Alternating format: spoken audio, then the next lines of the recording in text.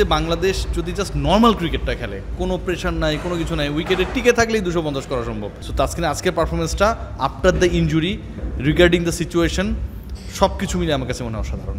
আমি মনে করি জেতা উচিত। আমি গতকালকে বলেছিলাম যে বাংলাদেশের জেতা উচিত, এবং সবচেয়ে ইম্পর্টেন্ট ব্যাপার যেটা, যে আপনি যেহেতু ওদেরকে 250 আগে রেস্ট্রিক্টেড করতে পেরেছেন, এই মুহূর্তে বাংলাদেশ যদি জাস্ট নর্মাল ক্রিকেটটা খেলে, কোনো প্রেশার নাই, কোনো কিছু নাই, উইকেটে টিকে থাকলেই 250 করা সম্ভব, এই রান চেস করা সম্ভব। সো হেরে যদি যায় বাংলাদেশ, এটা আসলে বলার কিছু নেই, এই ম্যাচ অবশ্যই জেতা উচিত।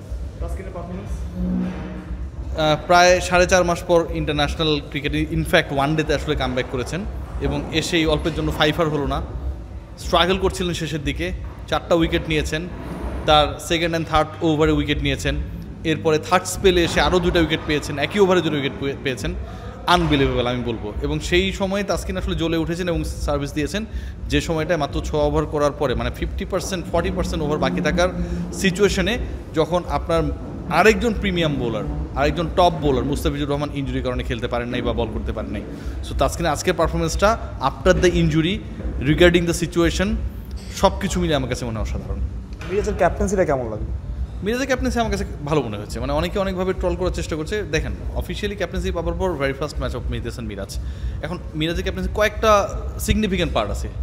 1 নম্বর পার্ট সেটা হচ্ছে হুট করে শান্তকে বোলিং করানো, ঠিক আছে? অপশন ছিল না হয়তো, কিন্তু শান্তকে যখন বল হাতে তুলে দিলেন তার আগ পর্যন্ত অনেক সমালোচনা হচ্ছিল। নিজের 4th বলে এসেই শান্ত কিন্তু আসলে উইকেট নিয়ে নিলেন। এরপরে তাসকিনকে থার্ড স্পেলে যখন তিনি নিয়ে আসালেন, ওটা ছিল আমার কাছে মনে হয় যে আরও একটা গুরুত্বপূর্ণ অংশ, যে ওই সময়টায় তাসকিনকে যখন জুটি হয়েছে, যখন একটা বড় পার্টনারশিপে দিকে যাচ্ছে।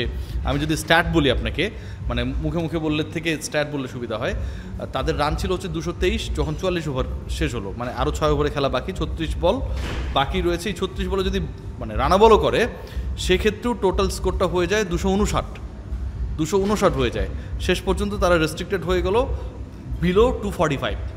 তার মানে কি? তার মানে ক্যাপ্টেন্সি এখানটায় ম্যাটার করেছে। শান্তর যদি ওই ফুল টসটা না হতো, নোবল যেটা ডাকা হলো, ছক্কা যেটাতে মারলো, ওই 7টা রান যদি আপনি মাইনাস করে দেন, তাহলে শান্তর ওভারগুলো কিন্তু খুব একটা খারাপ ছিল না। অনেকে বলে যে শান্ত আর মিরাজের মধ্যে একটা টানাপোড়েনও আছে, আর একটা সম্পর্কের একটা টানাপোড়েন ক্যাপ্টেন্সি বলে তৈরি হয়েছে। আজকে তো মাঠে দেখলেন, কেমন দেখলেন? মানে মনে হয়েছে কখনো?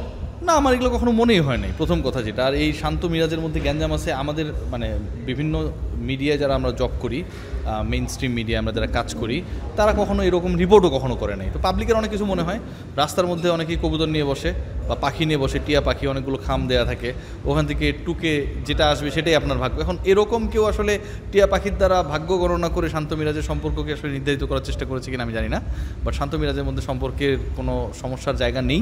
সমস্যার জায়গা যদি থাকতো, তাহলে হয়তো ওই টেস্ট ক্যাপ্টেন্সি থেকে স্টেপ ডাউন করে নাজমুল হোসেন শান্ত ওয়ানডেতে কোনো একটা রিজন দেখে খেলতেই নি না।